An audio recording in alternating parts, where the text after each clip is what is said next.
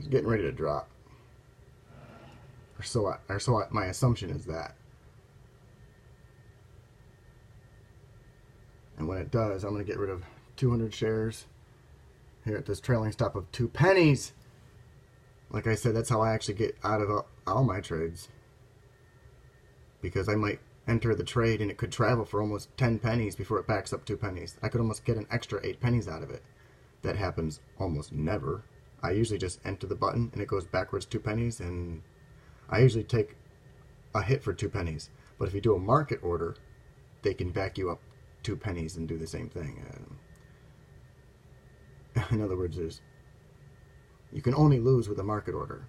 At least with a trailing stop, you can take those 2 pennies I'm giving it right there. I'll show you what it looks like in a second. As soon as I enter this in, I'm waiting for the right moment to.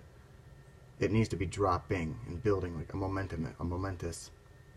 It can't be sitting like that because it'll just go up. It's got to begin. Damn it! It's got to actually start. There's got to be movement.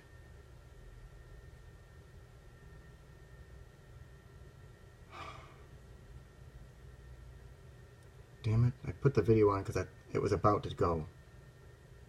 Or so I thought. So I'm going to do it now. Watch this. Nah, I didn't do it.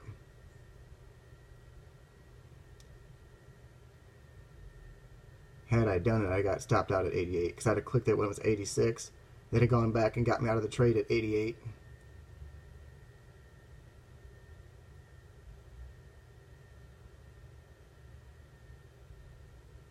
I don't know when. Any second here. Come on. There it is. That'll work. Okay, so I just put in my trade. So now this new green line okay. And as usual, all they did was super quick. They just went. Boom, boom, and they just nailed me out right there. Oh, but I expected that.